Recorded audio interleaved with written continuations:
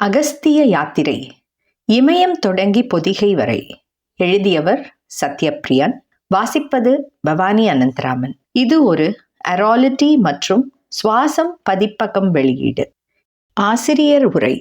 இந்தியாவின் வரலாற்றை எழுதும் அறிஞர்கள் முதலில் கையில் எடுப்பது ஆரிய படையெடுப்பு என்ற கருத்துருவாக்கத்தை தான். அதாவது மத்திய ஆசியாவிலிருந்து வந்த வெள்ளை தோளுடைய நாடோடி கும்பல் ஒன்று சிந்து சமவெளிக்கு வந்து அங்கு வாழ்ந்திருந்த கலாச்சாரத்தை வேரோடு களைந்து நகரங்களை நிர்மூலமாக்கி தங்கள் ராஜ்யங்களை ஸ்தாபித்தது என்பதாகும்.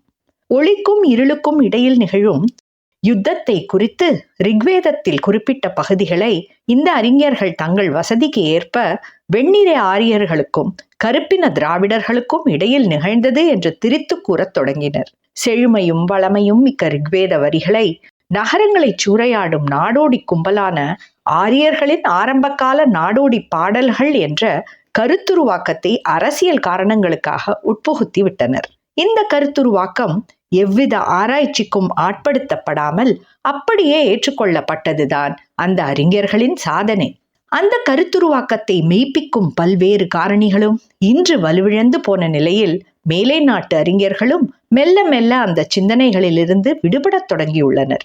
ஐரோப்பிய சிந்தனை ஓட்டத்திற்கு மாறாக இருந்த காரணத்தால் சிந்து சமவெளி நாகரிகம் ஆரியர் வருகைக்கு முன்பாக இருந்த நாகரிகம் என்பது கற்பிக்கப்பட்டது. மேக்ஸ் முல்லரை பின்தொடர்ந்த பல வரலாற்று பேராசிரியர்கள் சிந்து சமவெளி நாகரிகம் ஆரியர்களின் படையெடுப்புக்கு, அப்படி நிகழாத படையெடுப்புக்கு முந்தைய காலகட்டத்தை சார்ந்தது, அதாவது போ யு மு 1500 என்ற சிந்தனை நிறுத்தத்திற்கு வந்தனர். எனவே வேத காலம் என்று மேக்ஸ் முல்லர் குறிப்பிடும் காலம் என்பது ஊகத்தின் அடிப்படையில் கூறப்பட்ட காலமே அன்றி அதுவே இறுதியானது என்பது கிடையாது.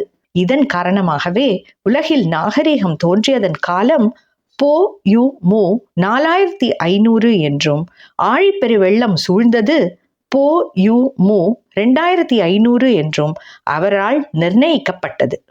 இதன் காரணமாகவே ஆரியர்களை சிந்து சமவெளியில் போ யு மு 1500க்கு முன்னர் மற்றவர்களால் நினைத்து பார்க்க முடியாமல் போனது. முல்லர் கூற வருவது என்னவென்றால், 4 மறைகளும் உபநிடதங்களின் தொகுப்புமாக 5 பகுதிகள் ஒவ்வொன்றும் 200 ஆண்டுகள் இடைவெளியில் இயற்றப்பட்டு புத்தரின் காலமான போ யு மு 500க்கு முந்திய காலம் என்பதாகும்.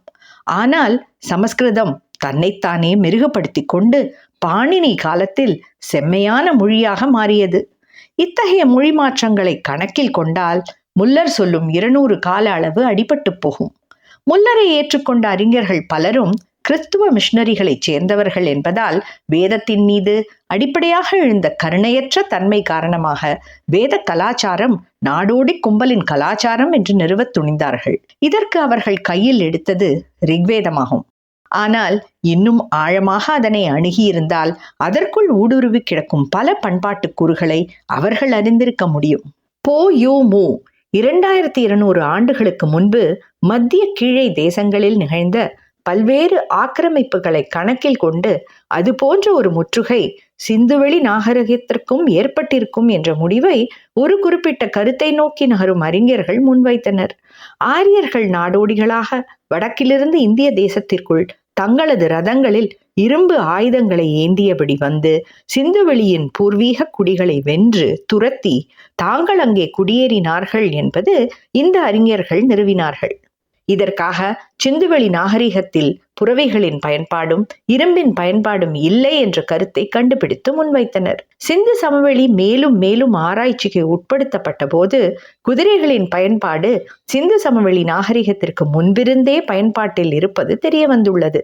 மேலும் ஆரங்களுடன் கூடிய சக்கரம் ஒன்றின் வடிவம் தாங்கிய முத்திரை ஒன்று சிந்து சமவெளியில் கண்டுபிடிக்கப்பட்டு ரதத்தின் பயன்பாடு இவர்கள் கற்பனை செய்த நாடோடிகளான ஆரியர்கள் வருவதற்கு முன்பே சிந்து சமவெளி நாகரிகத்தில் இருந்ததை கூறுகிறது.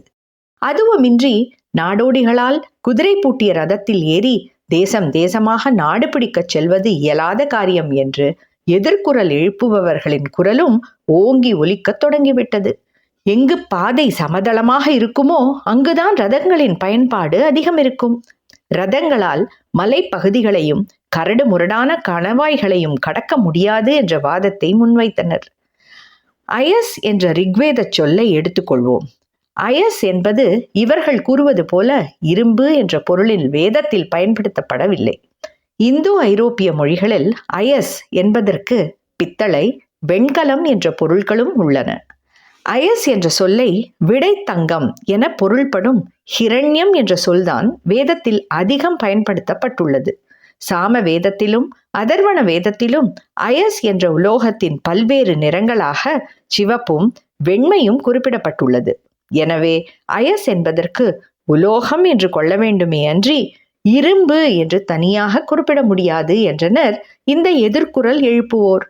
ரிக்வேதத்தில் வருபவர்கள் மட்டுமின்றி ஆரியர்களின் எதிரிகள் கூட அயஸ் என்ற உலோகத்தை தங்கள் நகரங்களை நிர்மாணிக்க உபயோகித்ததாக ரிக்வேதத்தில் குறிப்புகள் உள்ளன.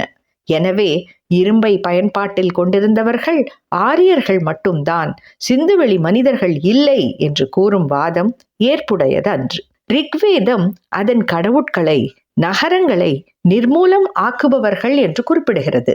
இதனால் ஆரியர்கள் ஆரம்பத்தில் நாடோடி கும்பல்களாக திரிந்து ஊர் ஊராக சென்று நகரங்களை அழித்தவர்கள் என்பது மேலை நாட்டு அறிஞர்கள் முன்வைக்கும் வாதம். ரிக்வேத கடவுள்களான இந்திரன், அக்னி, சரஸ்வதி, ஆதித்யன் போன்றவர்கள் நகரத்திற்கு ஒப்பாக இருப்பதாக கூறப்பட்டுள்ளனர். ரிக்வேதத்தில் ஆரியர்களிடம் பல்வேறு நகரங்கள் இருந்ததாகவும் குறிப்பிடப்பட்டுள்ளது. பண்டைய எகிப்து மற்றும் மெசபடோமியா நகரத்தில் பல மன்னர்களின் பட்டங்களில் நகர சத்ரு, அதாவது நகரத்தை அழித்தவன் என்று பொருள்படும் பட்டங்கள் உள்ளன. இப்போது கூட ரஷ்யா யுக்ரைன் போரில் பல நகரங்களை 2 நாடுகளும் அழித்துள்ளன. எனவே இருவரையும் நாடு பிடிக்கும் நாடோடி கும்பல் என்று எவ்வாறு கூற முடியாதோ அதே போலத்தான் ஆரியர்களை நாடு பிடிக்க வந்த நாடோடி கும்பல் என்று கூற முடியாது. ரிக்வேதத்தில் கூறப்படும் நகர அமைப்புகளின் குறிப்புகளை பற்றி அறியாதவர்களால் தான் இவ்வாறு ஒரு தீர்மானத்திற்கு வர இயலும். சமீபத்திய ஆராய்ச்சிகளில் சிந்து சமவெளி நாகரிகத்தின் அழிவிற்கு காரணம் ஆரியர்களின் படையெடுப்பு இல்லை என்பதும் கடல்கோள் போன்ற பெருவெள்ளம் காரணமாக இருப்பதுதான் என்று கண்டறியப்பட்டுள்ளது. சிந்துவெளி நாகரிகத்தில் இருந்த சமய வழிபாடு தென்பகுதியில் லிங்க வழிபாட்டினை உடைய சைவம் போன்ற ஒரு சமய வழிபாடு என்று அறிஞர்கள் கூறி வந்தனர். ஆனால் காளிபங்கான், லோத்தல் போன்ற இடங்களில் நடைபெற்ற அகழ்வாராய்ச்சிகளில் கிடைத்த ஆதாரங்களை கொண்டு சிந்துவெளி நாகரிக பயன்பாடுகளிலும் வேத காலத்தில் கூறப்படுவது போல யாகங்களும் யாகசாலைகளும் இடம்பெற்றுள்ளன என்பதை முக்கியமாக கண்டறிந்துள்ளனர். அதே போல வேத காலங்களில் யாகங்களில் பயன்படுத்தப்பட்ட எருதுகளின் எலும்புகள், பானை ஓடுகள், சங்கினால் ஆன ஆபரணங்கள் முதலியவை கண்டுபிடிக்கப்பட்டுள்ளன. வேதகால மானுடர்கள் ஐரோப்பியர்களைப் போல வெண்ணிற தோல் உடையவர்கள் என்று கருதப்பட்டனர். இதற்கு ஆதாரம் எதுவும் இல்லை. புராணங்கள் தொடங்குகின்றன. புராணங்களை மொத்தமாக கட்டுக்கதை என்று ஒதுக்கிவிட முடியாது. நான் இதுவரையில் இந்த நூலில் எடுத்து மேற்கொண்ட கதைகளில் அகஸ்தியரின் பயணத்தின் காலமும் அவர் பயணத்தின் நோக்கமும் எங்குமே மாற்றி புனையப்படவில்லை. ஒரே கதை மீண்டும் மீண்டும் கூறப்பட்டாலும் எனது நோக்கம் இந்த நூல் ஓர் அடிப்படை நூலாக அமைய வேண்டும் என்பதும், இந்த நூலின் மூலம் மற்ற நூல்கள் அகஸ்தியரை பற்றி என்ன கூறியுள்ளன என்பதை அறிந்து கொள்ள உதவுவதுமே காணப்படுகின்றன.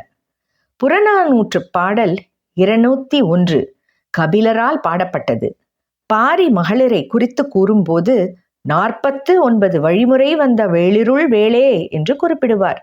அகஸ்திய யாத்திரை, இமயம் தொடங்கி பொதிகை வரை. எழுதியவர் சத்யபிரியன். வாசித்தது பவானி அனந்தராமன். இது ஒரு அராலிட்டி மற்றும் சுவாசம் பதிப்பகம் வெளியீடு.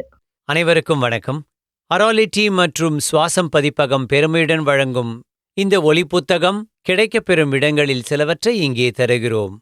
அராலிட்டி mobile app, AURALITY app, Google Play Store, Apple App Store, Storytel, Spotify, Audible மற்றும் TuneIn, OverDrive, Hoopla, libro.fm, Anyplay, Audiobooks Now, audiobooks போன்ற இடங்களிலிருந்தும் நீங்கள் கேட்டு ரசிக்கலாம்.